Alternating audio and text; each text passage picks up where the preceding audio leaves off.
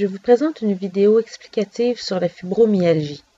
Le but est de permettre à mes amis et ma famille de mieux comprendre ce que je vis à tous les jours, et ainsi de leur permettre de mieux interpréter mes comportements et de mieux adapter les leurs à ma situation. La fibromyalgie est une maladie caractérisée par un état douloureux musculaire chronique étendu à des régions du corps diverses qui se manifestent notamment par des douleurs déclenchées par un stimuli qui est normalement indolore.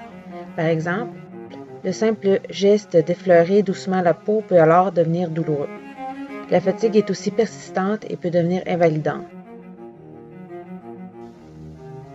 Le mot fibromyalgie vient du latin fibra, qui veut dire filament, et du grec ancien myos, qui veut dire muscle, puis finalement du grec ancien algos, qui signifie douleur.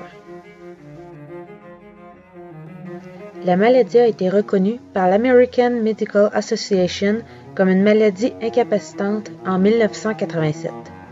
Ce n'est qu'en 1992 que l'Organisation mondiale de la santé a reconnu cette maladie comme rhumatismale, alors qu'elle était auparavant considérée comme une maladie psychiatrique par les médecins.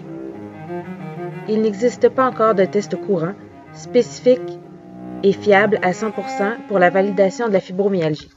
La difficulté vient essentiellement du fait que des personnes atteintes peuvent voir l'ensemble de leur analyse de laboratoire revenir normale, et que beaucoup des symptômes se retrouvent dans d'autres maladies, comme le rhumatisme articulaire et l'ostéoporose. Dans la plupart des cas, le diagnostic positif est donc un diagnostic d'élimination, prenant en cause l'ensemble des autres possibilités, des symptômes ainsi que du profil du patient. Cette maladie se manifeste habituellement au début ou au milieu de l'âge adulte, mais peut se présenter durant l'enfance. Elle entraîne une importante incapacité liée au travail chez 10 à 30% des personnes touchées. La fibromyalgie se présente sous diverses formes, comme des douleurs franches, des douleurs diffuses, des sensations de brûlure, de coups, d'ecchymose, des sensations d'écrasement et d'arrachage, des sensations au niveau des muscles du squelette, des tendons et des articulations, pouvant toucher le corps tout entier ou partiellement, le plus fréquemment dans le dos, les jambes et les bras.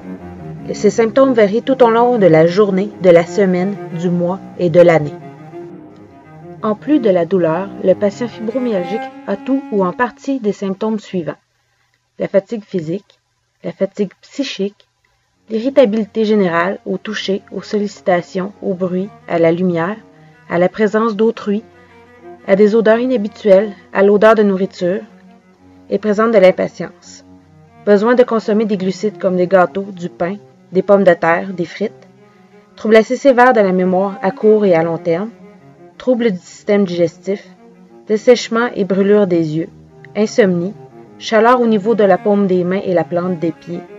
Très grande difficulté à se concentrer, surtout pour lire, pour se concentrer sur ce que dit son interlocuteur. Aggravation des symptômes avec la consommation de sucre et de produits sucrés ou avec la faim.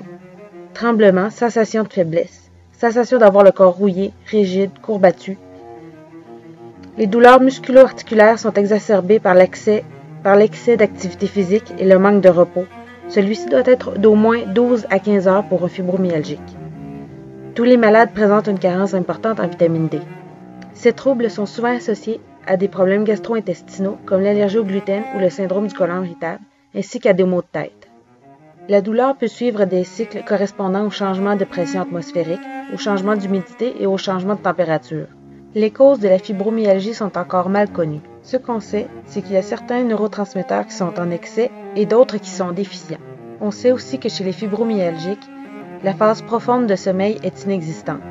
Une personne souffrant de fibromyalgie attend en moyenne 7 ans avant de découvrir son diagnostic. De plus, malgré l'absence d'atteinte radiologique, il est démontré que le quotidien d'une personne fibromyalgique est plus pénible que celui d'une personne atteinte d'arthrite. Les façons les plus efficaces de traiter la fibromyalgie sont la médication, la pratique d'activités, en particulier la natation, la relaxation, et alterner les sessions d'activité et de repos au cours de la journée sont les meilleures façons de contrôler la douleur. J'espère que ma vidéo vous a éclairé quelque peu.